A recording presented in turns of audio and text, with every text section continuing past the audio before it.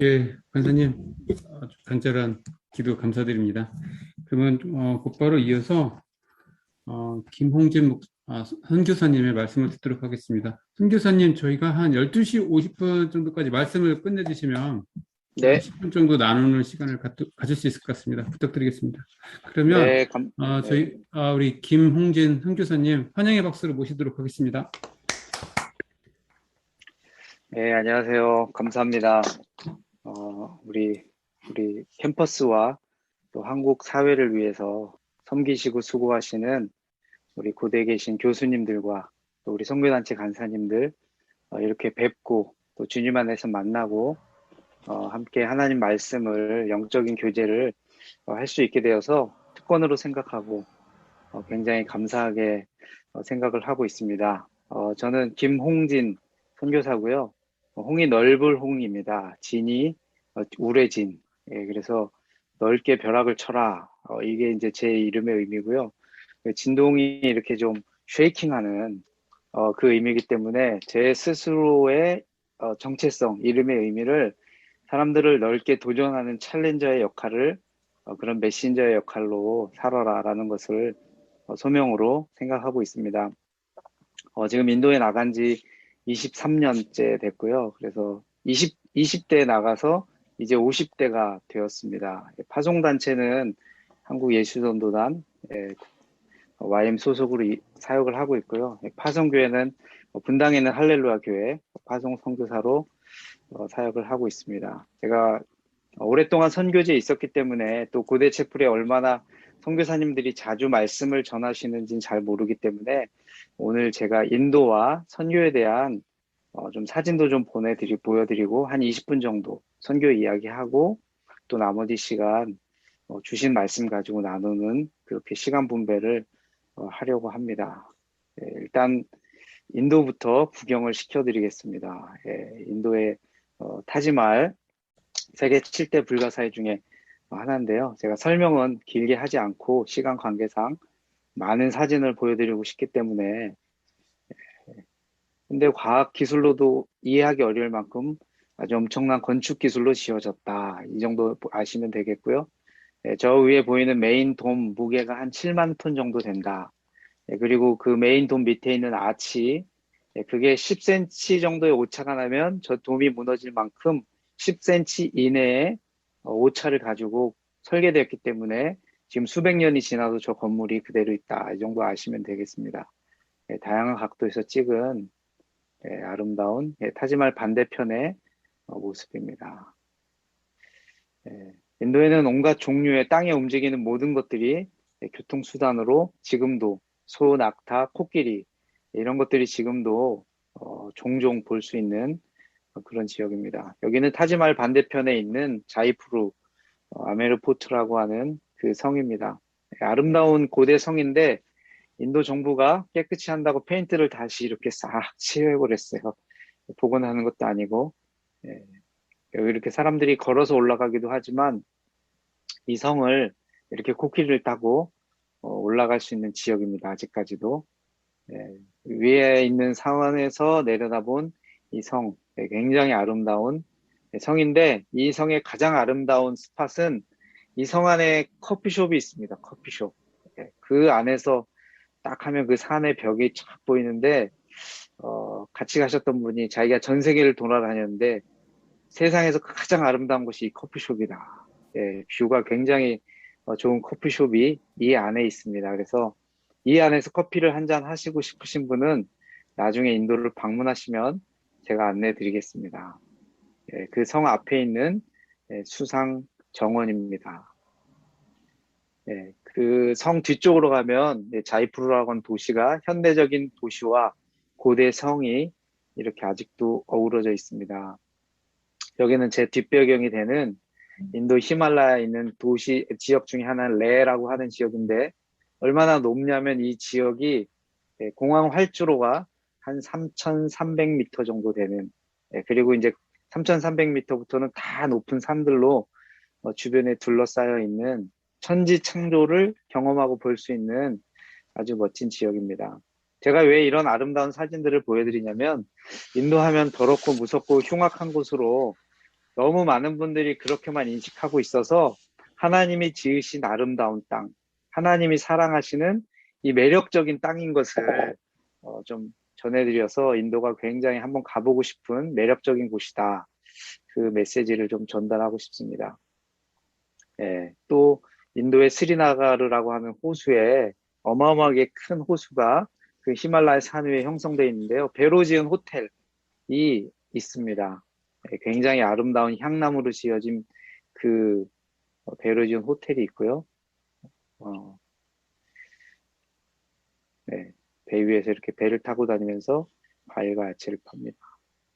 예, 그 히말라야 산 윗자락에 보이면 호수와 함께 어우러진 인도에서 가장 아름다운 골프장이 있습니다. 골프 좋아하시는 분들은 한 50불 정도 되면 서남아시아에서 가장 아름다운 골프 코스에서 라운딩을 하실 수가 있습니다.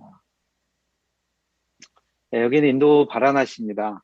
한국 방송에서도 많이 나고 인도에 가서 바라나시를 안 가본 사람은 인도를 다시 가야 된다 할 정도로 유명한 힌두교 성지입니다. 이곳에 딱 세 군데의 화장터가 있습니다. 이곳에서 화장을 하면 우리 기독교 용어로는 천국을 갈 수 있는, 불교 용어로 해탈을 할 수 있는 그런 지역이어서 인도의 많은 부모님들이 이제 임종을 앞둘 자녀들이 이곳에 모시고 와서 화장을 합니다. 그런데 화장터가 딱 세 개만 있어서 이 어마어마한 이권이 달려 있는 곳이에요. 외부의 나무를 가지고 와서 화장할 수는 없고 한 사람의 시신을 화장하는데 약 나무 한 120kg 정도가 최소 필요합니다.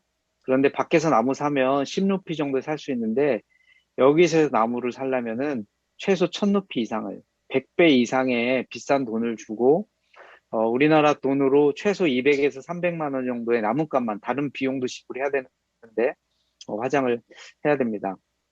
예, 그래서 이 가난한 사람들은 나무를 다 쓰지 못하고 한 2, 30kg 정도만 해서 살짝 그슬립니다. 시신을. 그 다음에 이제 겐지스 강물에 던집니다. 그러면 타다 남은 이 시체가 둥둥둥 떠다닙니다. 예, 그러면 이 강물 밑에서 뭘 하고 있냐면 사람들이 이곳에서 빨래를 하고 목욕을 합니다. 예, 거기까지는 괜찮은데 사람들이 강물에 들어가서 이 물을 마십니다. 마시는 이유는 이 어머니강 겐지스 강물이 자기들의 죄를 씻어주는 정화 능력이 있다고 그렇게 생각을 하고요. 물을 마시는 이유는 마음으로 지은, 속으로 지은, 내면으로 지은 죄까지 사함을 받기 위해서 이 물을 많은 분들이 가서 마십니다. 근데 화장할 때 원칙이 있는데 이 죽은 시신에 불을 누가 붙여야 되냐면은 아들이 붙여야지만 천국에 갈 수 있습니다. 그래서 아들이 없는 사람은요, 천국에 가기가 굉장히 어렵습니다. 우리 성경 말씀에 아들이 있는 자에게는 생명이 있고, 예, 아들이 없는 자에게는 생명이 없느니라. 이 말씀이 이 사람들도 그대로 적용을 하고 있기 때문에 인도에서 이 남자의 가치, 이 아들의 가치는 자기 죽음 이후의 세계로 그렇게 연결이 되어 있습니다. 네, 화장터의 모습이고요. 네, 또 다른 그 인도 영국 식민지 때 해발 2000m에 있는 심나, 예, 저희 어머니시고요. 이 심나에 영국 여름 수도로, 예, 그래서 과거에 영국의 어떤 건물들, 목조 건물들을 보실 수 있는 도시 전체가 영국풍으로 이렇게 만들어진 시원한 도시입니다. 예, 비가 가장 많이 오는 지역, 다질링 아쌈 지역인데요. 세계에서 강우량이 가장 높은 우리나라 도 몇 개를 합친 것보다 더 넓은 지역이 가도 가도 끝이 없는 이 티 농장으로 이게 이어져 있습니다. 영국 식민지 시절에 중국인 기술자들을 데려오고 인도 오리사의 노동자들을 데려다가 대규모 티 농장을 만들었는데 그때 후손들이 지금도 일을 하고 있습니다. 그래서 보통 숙련되지 않은 사람이 아침에 일찍 새벽에 나가서 오후 4시까지 잎사귀를 따는데 하루 일당이 숙련되지 않은 사람은 한국 돈 600원, 숙련된 사람은 800원, 그리고 아주 숙련된 사람은 하루 한 1200원 정도의 일당을 벌면서 일을 합니다. 외부 세계를 알지도 못하고 자기가 조상 때부터 배워온 일이 이 일이기 때문에 아주 이 사람들이 현대판 노예와 같이 그렇게 살고 있습니다. 저희는 이곳에 교회를 개척하고 또 아이들 공부하는 학교를 세워서 그 사역을 하고 있습니다. 지금도 인도의 콜카타에 가면 이런 전차가 움직이고 있고요. 고대 영국 식민지의 모습을 가장 많이 보존하고 있는 도시가 인도 캘카타입니다. 예, 수제 국수 건조하는 모습이고요. 여기는 아까 호수 보여드렸던 데서 차로 1시간 정도 가면은 히말라야 멋진 산들이 나타나는데 이 곤돌라입니다. 프랑스 회사에서 지금 곤돌라인데 곤돌라 직선 길이로 4km를 올라가면 해발 4,400m의 히말라야 산 정상이 이제 그 고지가 나오고요. 그 주변에 파노라마처럼 만년설 산이 평풍처럼 쫙 펼쳐지는 아름다운 모습이 나옵니다. 스리나갈 달 호수의 모습이고요. 저희 부부 사진입니다.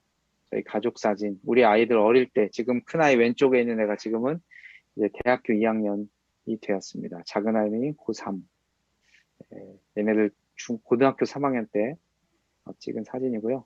제가 한때는 선교 사역하다가 스트레스를 너무 많이 받아서 머리를 이렇게 많이 빠진 적도 있는데 지금은 다 복원되어서 거의 약간 자국만 있고 그런 지역입니다. 이 멘탈이 약하고 내공이 없어서 단단하지 못해서 이런 그 시간들을 통해서 더 단단해지고 지혜를 배우는 시간을 가졌습니다.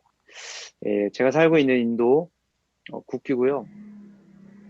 선교학적으로 흔히 말하는 1040 위도 1040 창의 가운데 인도가 위치해 있습니다.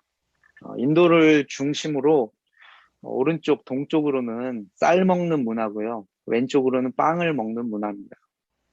쌀 먹는 문화, 드라비안과 빵을 먹는 문화, 아리안들이 붙어서 충돌을 해서 인도를 형성하고 있습니다. 둘이 붙어서 전쟁을 했는데 누가 이겼느냐? 누가 이겼을까요? 교수님들. 이거는 그냥 넌센스 퀴즈입니다. 뭐 시간이 없어서 밥이랑 빵이랑 붙으면 누가 이기냐? 한국 사람들은 밥이 이깁니다라고 얘기합니다. 밥심으로. 근데 빵이 이겼어요. 이유는 밥이 뜸들이는 사이에 빵이 가서 공격을 했습니다. 넌센스고요.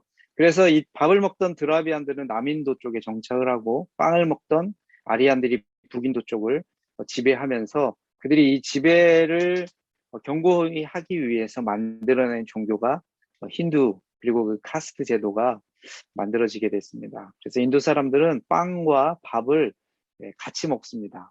오전에 빵을 먹든지 점심에 빵을 먹든지 또 한 끼는 밥을 먹고 그렇게 동양의 문화와 서양의 문화, 특별히 영국의 식민지를 경험하면서 하루에 2번은 꼭 티타임을 가질 만큼 관공서도 그 시간에는 다 문을 닫습니다. 티타임 이 하루에 2번 있을 만큼 전통 옷을 입는가 반면에 또 양복을 입고 이 2가지 문화가 공존하는 곳이 인도다. 그 정도만 오늘은 하셨으면 좋겠습니다.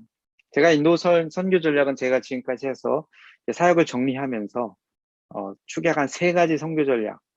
근데 제가 생각해 보니까 이 선교 전략은 어디 가서도 먹히는 전략이다. 짧게 한 3가지 정도 선교 전략. 선교에 있어서 첫 번째 가장 필요한 것이 무엇인가? 약속의 땅으로 가는 것. 선교란 예배가 없는 곳에 예배를 세우는 것. 존 파이퍼 목사님이 말씀하셨죠. 예배가 없는 그 땅으로 가는 것. 그렇지만 뭐 요즘 세대는 The world is flat 이 나오면서 세계는 평평하다, 둥그렇지 않다. 이제는 가고 오는 사회가 되면서 사실은 어떻게 보면 땅의 정확한 개념은 좀 많이 희석된 그런 시대에 살고 있습니다.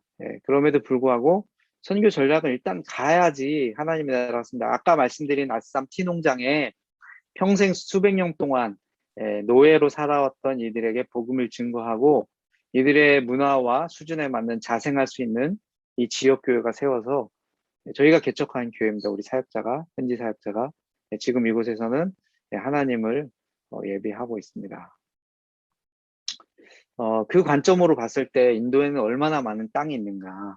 땅의 크기로 우리가 그 땅을 정의하고 분류할 수도 있지만 현대 선교학에서는요. 새로운 컨셉으로 땅을 이렇게 분할을 합니다.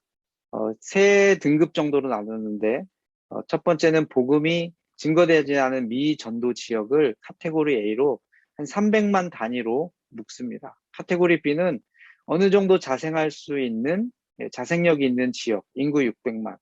그리고 선교사를 파송하고 전도자를 파송할 수 있는 이미 복음화된 지역은 넓게 인구 900만. 그 각각의 영역을 오메가 존이라고 그렇게 선교학자들이 이렇게 명명을 하기 시작했습니다. 그 오메가 존이 인도에는 몇 개가 있냐면요. 760개가 있습니다.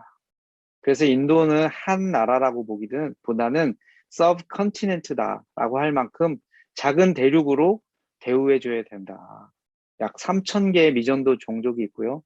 1,900개의 언어가 있습니다. 네, 그래서 이 땅 곳곳 구석구석 가기를 위해서는 많은 사역자들, 전도자들, 교회 개척자들이 필요한 땅이 인도입니다. 네, 저희 형이 몽골 선교사인데 몽골의 인구 다 해서 300만밖에 안 됩니다. 네, 그래서 제가 저희 형을 만나면 가끔씩 놀리는 말이 있는데 그 영혼들 다 전도해도 몇 명이나 돼? 제가 이렇게 이제 얘기를 합니다. 그러면 저희 형이 인도는 진짜 전도할 영혼이 너무 많은 땅이다. 그런 이야기를 합니다. 네, 인도의 사진이고요. 네, 특별히 여기에 보면은 이 작은 지역 안에 얼마나 많은 오메가존, 네, 몽골리아만큼 사이즈, 이 작은 레고 블록 하나하나가 몽골만큼 선교의 동력과 자원이 필요한 땅이다. 그런데 하나님의 선교 전략 첫 번째는 약속의 땅으로 가는 것이라고 하는 것입니다. 가야지 역사가 일어납니다. 여기는 제가 이제 지난 20년 동안 사왔던 우리 선교 베이스, 선교 센터의 로케이션들입니다. 인도의 한 25개 지역에 사역을 개척해서 지금 이렇게 교회 개척, 구제 사역, 제자 훈련 사역을 활발히 진행하고 있습니다. 다음인데, 우리 센터들의 사진이고요. 모든 센터들의 사진을 제가 다 넣지는 못했습니다.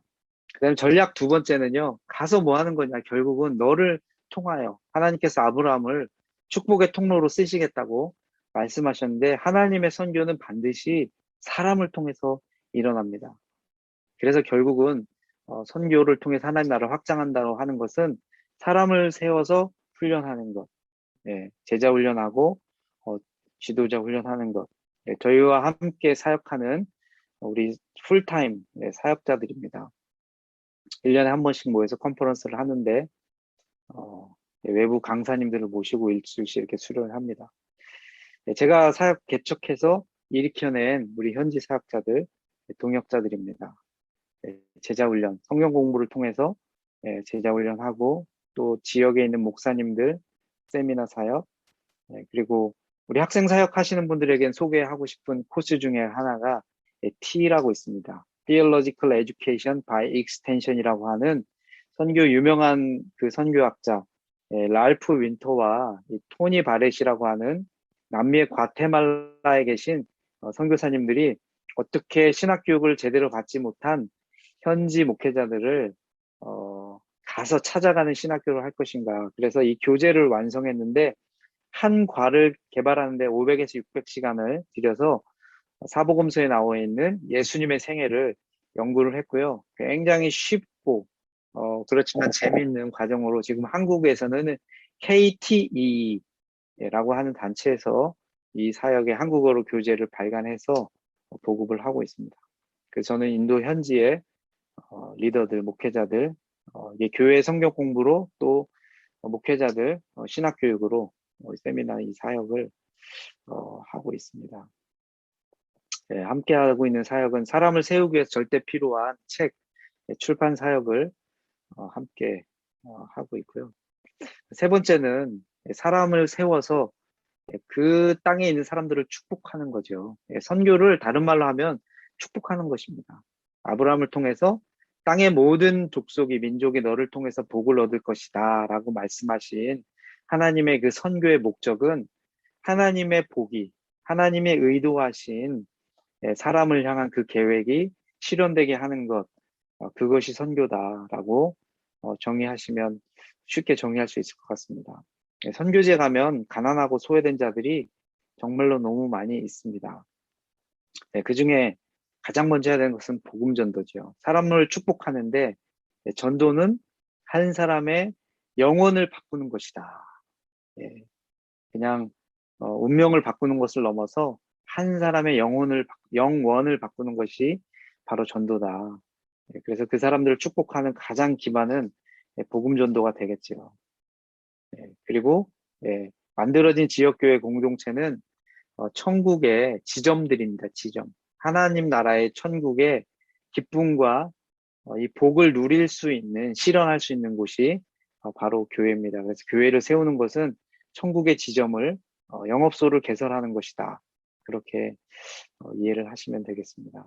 네, 그리고 우리가 할 수 있는 창의적인, 우리가 가진 것들로 아이들에게 복음을 전할 수 있는 증거를 사용합니다. 예, 한국은 군대 갔다 온 남자들은 다 블랙벨트입니다. 예, 외국에서는 블랙벨트 따기가 굉장히 어려운데 한국은 태권도 4단이 돼야지 사범이 자격이 주어지지만 외국에는 1단만 돼도 사범을 할 수가 있습니다. 그냥 도복 입고 나가서 소리 지르면 동네 아이들이 몰려듭니다. 그 아이들에게 태권도를 가르쳐주고 우리 선교 함께 사역하는 우리 동역자가 키운 제자들이 이제 사범을 되어서 그들의 제자들을 키우는 태권도를 통해서 제자를 양육하는 예수님의 군대를 일으키는 그 사역 중에 하나입니다. 성경을 배포하고요. 또 이 가난한 슬럼 지역에 가서 음식을 나눠주는 것보다 더 중요한 그들의 잠재력을 개발해주는 교육 사역, 읽고 쓰는 걸 가르치면서 성경을 같이 가르치고 있고요. 청소하러 다니는 여성들에게 옷 만드는 기술을 가르쳐줘서 자기 월 수입의 한 3배 정도 높게 만들어주는데 그것을 통해서 인권도 신장되고 실제 삶의 퀄리티도 높아지면서 거기서 만들어진 영향력으로 복음을 증거하고 예배 공동체를 이렇게 만들어갈 수 있습니다. 의료 사역, 기초 보건 사역, 예방 사역이 사실은 더 중요해서 인도 같은 경우는 비누로 씻고 손 씻고 얼굴 씻는 거 그것만 해도 많은 질병들이 예방이 돼서 저희는 예방 사역, 기초 보건 중심으로 사역을 하고 있습니다. 인도에서 지금 3군데 지역에서 학교를 설립해서 아이들을 양육하고 있습니다. 교육의 힘이 얼마나 큰지 실제로 학교 사역을 하면서 저도 절감을 하고 있습니다. 1년에 한 번씩 우리 아이들 대상으로 부흥회를 하는데 델리 지역 같은 경우는 복음을 한 번도 들어보지 못한 아이들이 그 결과로 한때는 부흥회 4,700명 일주일 내내 하는데요. 하루에 다 모을 수 없어서 1,000몇 병씩 나눠서 이 아이들이 다 구원받았다라고 할 수 없지만 정기적으로 예배를 드리고 예수님을 찬양하고 기도를 하는 성경 말씀을 듣는 그런 공동체에 속한 아이들, 선교의 열매라고 할 수 있겠습니다. 수천 년 동안 힌두의 우상을 숭배하던 아이들이 이제 예수님께 기도하고 찬양하는 그렇게 아이들로 바뀌었습니다. 이것은 이제 오리사 핍박, 우리 2008년도에 있었던 대대적인 기독교 핍박으로 교회가 무너진 그 지역에 예배당을 건축해주는, 재건하는 그 프로젝트를 제가 몇 년 전에 해서 교회를 40개 정도 이렇게 재건축한 프로젝트들의 사진입니다. 인도는 힌두 문화가 템플 문화라서 신을 그 템플에 가서 만나는 문화이기 때문에 건물 교회, 하나님은 어디나 계시고 가정에도 계시고 마음에도 계시지만 특별히 문화적으로 템플 중심의 문화이기 때문에 제가 사진은 여기까지 다 보여드리고요.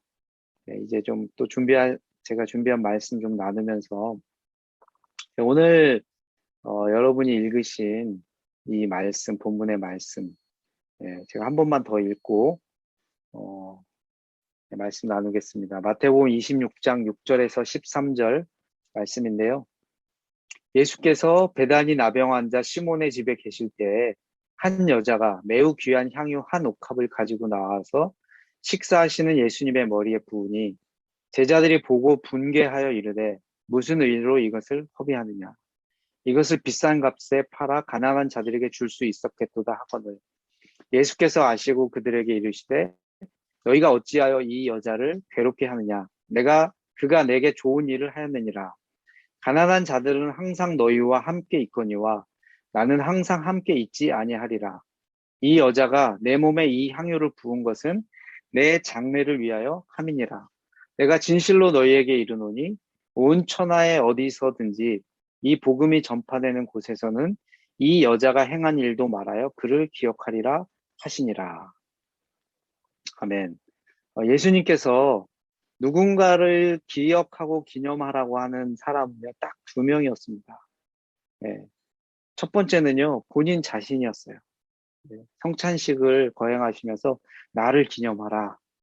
예수님께서 말씀하시고, 예. 그리고 예수님께서 또 말씀하신 그 사람이 오늘 우리가 읽은 바로 이 본문에 나오는 우리가 아는 마리아, 향유옥합, 예. 이 여인입니다.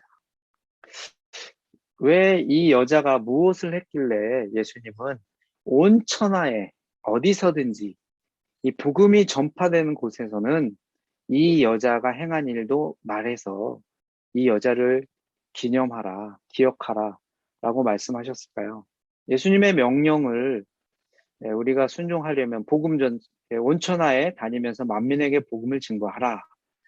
복음 증거와 함께 반드시 우리가 해야 될 추가되는 예수님의 명령이 이제 하나가 다시 생겨난 것이죠. 바로 이 여자가 행한 일을 바로 말하는 것입니다. 과연 이 여자가 행한 일이 무엇이고 어떤 의미가 있어서 예수님께서는 이 명령을 하셨을까요? 네, 그러기 위해서는 우리가 좀 이해할 필요가 있는 것이죠. 예수님께서 식사하시는데 한 여자가 와서 향유 옥합을 와서 식사하는 예수님의 머리에 부었습니다. 여러분 밥 먹을 때 있을 수 없는 일이지요. 네. 저는 이렇게 막 향내가 섞이는 거 굉장히 별로 안 좋아하는 사람입니다. 맛있게 음식을 드시는데 이 진한 성격의 향유가 머리에 부었으면 예수님의 그 식사는요, 더 풍미를 더해가는 식사가 아니라 식사 완전히 디스터브 하는 겁니다. 망치는 겁니다. 그것을 본 제자들이 분개했습니다. 예, 이 분개라는 말은 그냥 화낸 것이 아니라 폭발하는 정도의 수준에 절제할 수 없어서 뭐라도 던지든지 막 때릴 것 같은 수준에 화가 폭발하는 수준을 이야기합니다. 그것은 그 이유는 무엇이었냐면 예수님의 식사가 방해받았기 때문이 아니었습니다. 바로 이 여자가 부은 향유가 히말라야, 아까 제가 말씀드린 그 히말라야에서 나는 나드라고 하는 풀에서 나는 향유입니다. 한 뿌리를 이 야생 나드를 발견해서 짜면은 딱 한 드롭, 한 방울에 이게 추출물이 나온다고 합니다. 그것을 추출해서 한 병을 만들었습니다. 그리고 인도에서 예수님이 계시던 팔레스틴 지역까지 무역상들을 통해서 이것이 유통되기 위해서는요, 엄청난 목숨의 리스크, 부가가치가 이제 붙어서 흔히 성경 학자들이 얘기하기를 최소 2만 불 정도 되는 것이다. 지금 2만 불 하면 돈 있는 분들에게는 그냥 질를 수 있는 것이었습니다. 여러분 아시겠지만 고대 사회는 부자는 왕과 영주들, 이 소수의 사람들만 부를 가지고 있었습니다. 그때 당시에 이게 얼마나 됐을지는 뭐 저도 잘 모르겠습니다. 그런데 어마어마하게 비싸고 귀중한 것을 이 여자가 예수님 머리에 부었다라고 하는 것이죠. 거기에 제자들은 그것 때문에 사실은 분개한 것입니다. 그것을 자기들한테 줘서 돈으로 주면 자기들이 그것을 이 재산 운영을 잘 해서 더 좋은 일에 쓸 수 있었을 텐데 그것이 허비되는 것을 보고 견디지 못했다고 하는 것이죠. 사람들은 무엇인가 허비되는 것을 보면 사실 견디지 못합니다. 이게 얼마나 아까운 건데. 제가 선교지에 나가기 전에 저희 파송교회에서 사역을 했습니다. 사역을 했는데 찬양팀을 이렇게 지도를 했어요. 근데 한 여학생이 와서 자기도 찬양팀 멤버에 넣어달라고 그래서 제가 딱 느낌이 이 여학생 그 대학생들에게 되게 좀 주목받고 싶어서 찬양팀에 지원하는구나. 그래서 노래할 줄 아니까 노래 좀 한대요. 그래서 근데 제가 노래 시키지도 않았어요. 그냥 오디션도 없이 그럼 그냥 해라. 이렇게 하고 마이크를 주게 찬양을 했습니다. 제가 주로 메인 찬양 인도를 많이 했기 때문에 그 싱어로 세웠던 그 자매 얼굴 표정도 너무 밝고 그래서 사실 소리를 한 번도 들어본 적이 없어요. 노래 좀 하는가 보지. 찬양팀을 열심히 시켜줬어요. 그런데 어느 날 이제 대예배 때, 주일 오전 대예배 때 그 자매가 이 수천 명의 성도들이 모여서 예배드리는 그 메인 예배 시간에 무대 위에 딱 올라가 있는 거예요. 제가 가슴이 덜컥 내려앉았습니다. 아, 이 학생이 사람들에게 자기 또 드러내고 싶어서, 주목받고 싶어서, 목사님 쫄라서 특송하겠다고 올라갔구나.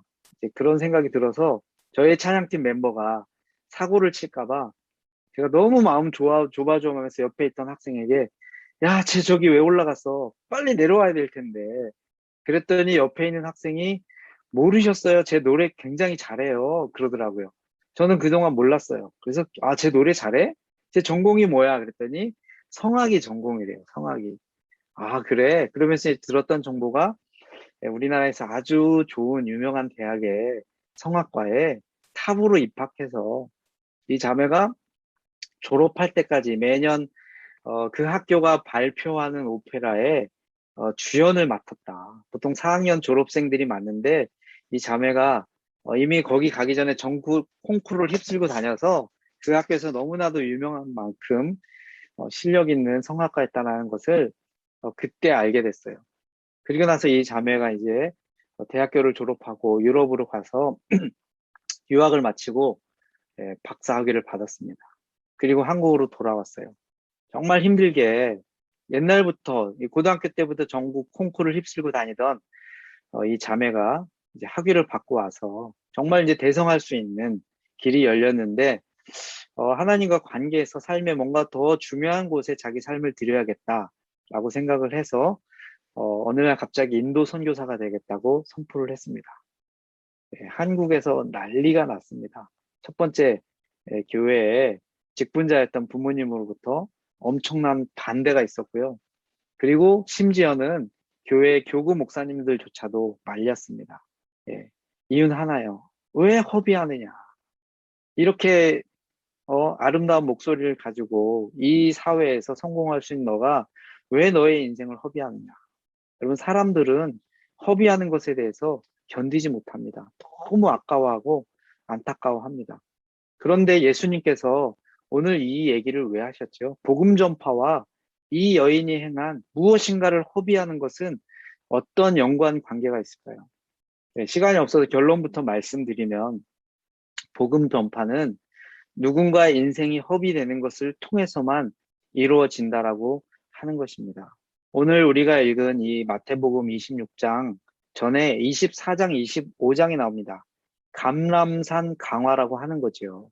말세에 어떤 일이 일어날 것이며 마지막 때 하나님 나라가 어떻게 완성이 되는지 각종 난리 소식이 들리고 기근과 각종 재난의 소식이 들리고 그리고 영적으로는 멸망에 가증한 것이 거룩한 곳에 서게 되는 그때가 되면 마지막 때인 것을 인식해라. 예수님께서 미리 알려주셨습니다. 그러면서도 천국 복음이 모든 민족에게 증언돼야지 마지막 때가 오겠다고 예수님 말씀하셨어요.